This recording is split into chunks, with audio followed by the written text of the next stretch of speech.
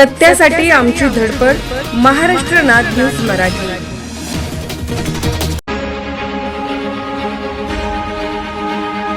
सुपारी फुटली आहे, तयार आहे ना तुम्ही सगळे? आम्ही अदला बदल करत असतो, कधी मी मुख्यमंत्री असतो, कधी मग शिंदेने त्याला कधी डोळा मारला की दाढीवर हात फिरवला. आगे झाला जागे राहा, नाहीतर अनाकोंडा आ जाएगा. एकीकडे लावणी, दुसरीकडे अजून कुठलं आंदोलन. मी सडाफटिंग माणूस आहे, तुमच्याकडूनच व्याजाने आणि उसने घ्यावे लागतील. विकास कोण करू शकतो? जर नगरपंचायतचा, जर तुमच्या परिसराचा जर तुम्हाला विकास करायचा असेल तर टिबल इंजिन सरकार मतदारांना जर विकास पाहिजे तर कमळाशिवाय पर्याय नाही.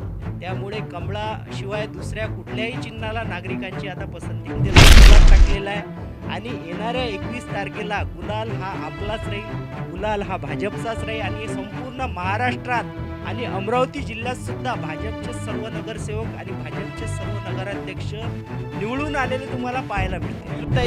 पडल्यानंतर म्हणजे जिथं त्यांच्या शिटा निवडून येतात तिथं ईव्हीएम चांगली आहे आणि जिथं त्यांच्या शिट्या पडतात तिथं ईव्हीएम खराब आहे. हे त्यांचं काय हे फेक नॅरेटिव्ह ते तयार करत आहे. जसं आता विधानसभेमध्ये सुद्धा असं झालं की गजानन लवटे आमदार निवडून आल्यानंतर इथं मशिना चांगल्या होत्या आणि जिथं त्यांच्या शिटा पडल्या तिथं ईव्हीएम खराब. यांच्या नेतृत्वात शहानूर प्रकल्प इथं आला आणि मोठ्या प्रमाणावर जो विकास झाला आपल्या दर्यापूर अंजनगाव मतदारसंघाचा तो प्रकाश पाटील भातसाकडे यांच्या नेतृत्वात. संपूर्ण चॅनलच्या माध्यमातून संपूर्ण मतदार पक्ष संपूर्ण आपापली बाजू सांगण्याचा प्रयत्न करत आहे. परंतु महाराष्ट्र नाद मराठीच्या माध्यमातून नुकुल भाऊ सोनटक्के यांना कोणी ओळखत नाही अशी कुठं खाती नाही. त्यांच्यासोबत आज विचार करण्याचा प्रयत्न केला की आज त्यांच्याजवळून काहीतरी भास घ्यावा की अमरावती जिल्ह्यामधील परिस्थिती नगर अध्यक्षांची कशी राहिली. एक तुम्ही पदाधिकारी आहात, आमच्या स्टुडिओ तुम्ही सर्वप्रथम आले, मनापासून तुमचं धन्यवाद. त्याचप्रमाणे पक्षाची एक जिम्मेदारी तुमच्याजवळ आहे. संपूर्ण पक्ष आपापला सांगण्याचा प्रयत्न करत आहे. माझा नगराध्यक्ष होईल, माझे नगरसेवक एवढे येणार आहे. मला तुमच्यासोबत चर्चा यासाठी करायची होती की मतदारा कशा प्रकारे यावेळेस नगराध्यक्षासाठी नगरसेवकासाठी त्यांनी मतदान केलंय. यावेळेस मतदारांनी महाराष्ट्राचे मुख्यमंत्री आदरणीय देवेंद्रजी फडणवीस आणि भारताचे प्रधानमंत्री आदरणीय नरेंद्रजी मोदी यांच्यावर विश्वास ठेवून विकासावर मतदान झालेलं आहे. आणि अमरावती जिल्ह्यामध्ये सुद्धा हीच परिस्थिती आहे. आदरणीय राज्यसभा खासदार डॉक्टर अनिलजी बोंडे यांच्यावर यांच्यावर मतदारांनी विश्वास ठेवलेला आहे आणि विकासावरच मतदान झालेलं आहे. त्यामुळे संपूर्ण नगरपंचायत आणि नगरपरिषदांमध्ये भाजपचाच नगराध्यक्ष निवडून येणार आहेत याची पूर्णतः आम्हाला खात्री आहे. कारण भाजप म्हणजे विकास आणि विकास म्हणजे भाजप.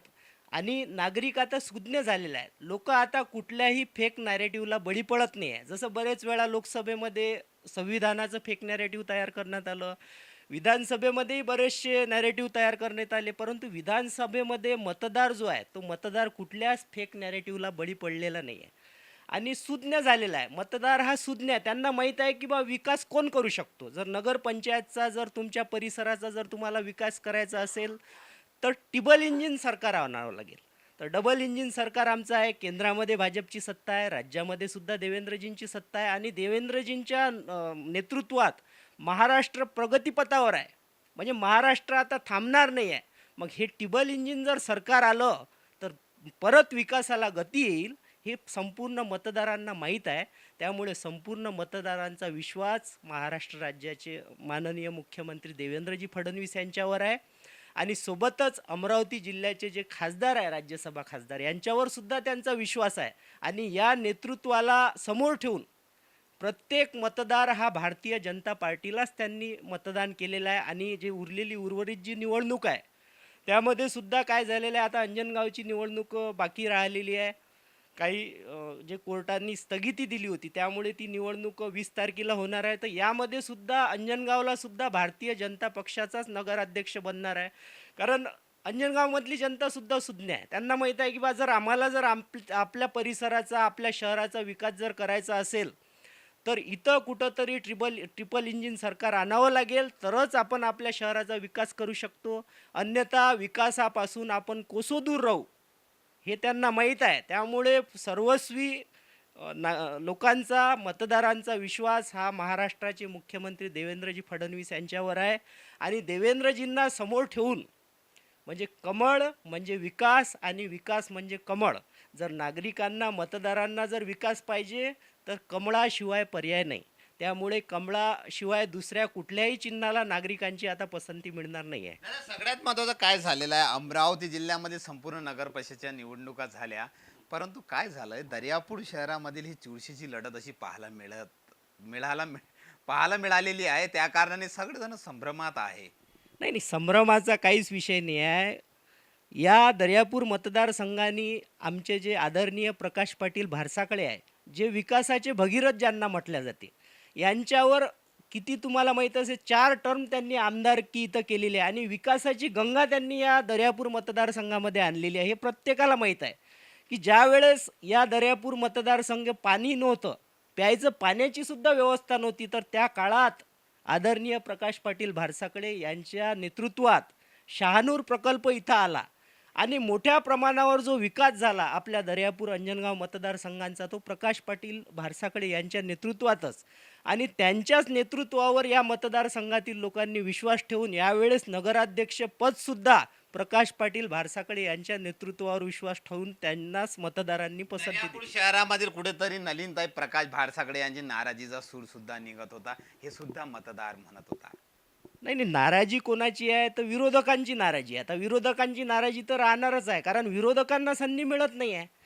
नागरिकांचा विश्वास हा प्रकाश पाटील भारसाकडेंवर आहे. मी तुम्हाला सुरुवातीलाच सांगितलं की भाजप म्हणजे विकास आणि विकास म्हणजे भाजप. तर हेच समीकरण आहे.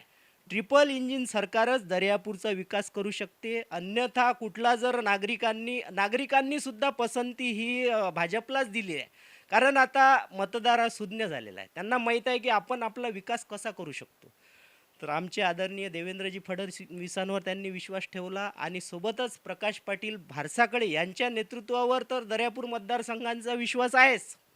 तर त्याच्यामुळे प्रकाश पाटील भारसाकडे यांच्याजवळ जे विकासाचं मॉडेल आहे आणि त्यांनी जो मतदारसंघाचा विकास केला, याच्यावर पुन्हा या दर्यापूर मतदारसंघातली जनतेनं विश्वास टाकलेला आहे.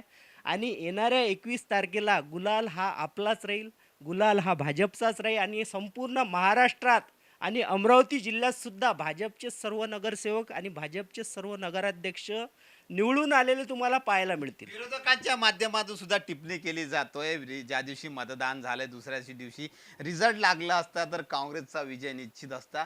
संपूर्ण ईव्हीएम मशीनवर संपूर्ण सांगण्याचा प्रयत्न करत आहे. आता मला सांगा, काँग्रेसला कोणी पाडू शकत नाही, त्यांना ईव्हीएम मशीनच पाडू शकतोय. हे बघा, लोकसभेमध्ये सुद्धा असा त्यांनी संविधानाचा नॅरेटिव्ह, फेक नॅरेटिव्ह तयार केला होता. आणि लोकसभेमध्ये फेक नॅरेटिव्हचा फटका आपल्या आदरणीय नवनीताई राणा यांना बसला.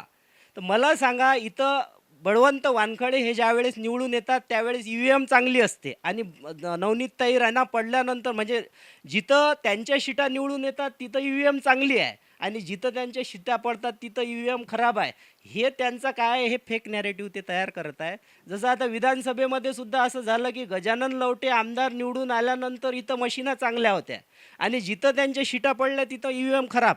तर हे त्यांना रडायची सवय पडलेली आहे, काँग्रेसवाल्यांना रडायची सवय पडलेली आहे. कारण आता कुठल्याच प्रकारची राहुल गांधीची कोणत्याच प्रकारची फेक नॅरेटिव्ह त्यांचा चालत नाही आहे. त्यामुळे ते काय करत आहे की कुठंतरी ईव्हीएमला दोष देत आहे, कधी म्हणत आहे संविधान धोक्यात आहे, आणि असे फेक नॅरेटिव्ह तयार करण्याची सवय आणि रडायची सवय ही काँग्रेसला पडलेली आहे आणि ते रडतच राहील. येत्या पुढच्या आदरणीय नरेंद्रजी मोदी यांना 2047मध्ये भारताला विश्वगुरू बनवायचं आहे. त्यामुळे या विश्वगुरू बनवण्यासाठी संपूर्ण या देशातील 150 कोटी जनता आदरणीय नरेंद्रजी मोदी यांच्या नेतृत्वावर विश्वास ठेवून आणि महाराष्ट्रातील 14 कोटी जनता आदरणीय देवेंद्रजी फडणवीस यांच्या नेतृत्वावर विश्वास ठेवून आता त्यांच्या मागे आहे. काँग्रेसचं अस्तित्व पुढच्या काळामध्ये आपल्याला संपलेलं बघायला मिळेल. ते फक्त रडण्याचंच काम करतील. ते कुठंतरी ईव्हीएमला दोष देतील, कुठंतरी संविधानाचा फेक नॅरेटिव्ह तयार करतील आणि कुठंतरी लाडक्या बहिणींना ते काय करतील की मधामध्ये त्यांनी सुरू केलं होतं की लाडक्या बहिणींचे पैसे बंद होणार आहे. परंतु आदरणीय देवेंद्रजी फडणवीस यांचा 1 वर्षाचा कालखंड पूर्ण झाला, परंतु कुठेही लाडक्या बहिणींच्या याला योजनेला धक्का लागलेला नाही आहे. आणि भविष्यामध्ये सुद्धा लाडक्या बहिणींना 1500 रुपयाचे 2100 रुपये होणार आहेत. त्यामुळे संपूर्ण महाराष्ट्राची लाडक्या बहिणी ह्या लाडक्या देवाभाऊंच्या पाठीशी खंबीरपणे उभ्या आहे. आणि जोपर्यंत लाडक्या बहिणी देवाभाऊंच्या पाठीशी उभ्या आहे तोपर्यंत देवाभाऊंची सत्ता, भाजपची सत्ता इथून कोणीही हलवू शकत नाही. संपूर्ण लोकाजोका आपण घेण्याचा प्रयत्न करणार आहोत, संपूर्ण पदाधिकाऱ्यांजवळ सुद्धा लोकाजोका घेणार आहोत. परंतु एवढं निश्चित आहे, नुकुल भाऊ सोनटक्के यांच्यासोबत चर्चा करत असताना त्यांनी खंबीरपणे आपला दावा सांगण्याचा प्रयत्न केला की माननीय आदरणीय देवेंद्रजी फडणवीस महाराष्ट्र राज्याचे मुख्यमंत्री यांनी ज्या प्रमाणात सांगण्याचा प्रयत्न केला की 21 तारखेला भारतीय जनता पार्टीचाच गुलाल राहील एवढं निश्चित. परंतु येणारा काळ बघण्यासारखा राहील. मतदार देतो तरी कोणाला संधी. आमच्या स्टुडिओमध्ये तुम्ही जुळल्याबद्दल तुमचं मनापासून धन्यवाद. कॅमेरामन के साथ महाराष्ट्र नान मराठी, दर्यापूर. सत्यासाठी आमची धडपड. महाराष्ट्र नाद न्यूज मराठीला सबस्क्राईब करा आणि बेल आयकॉनला क्लिक करा आणि रहा अपडेट.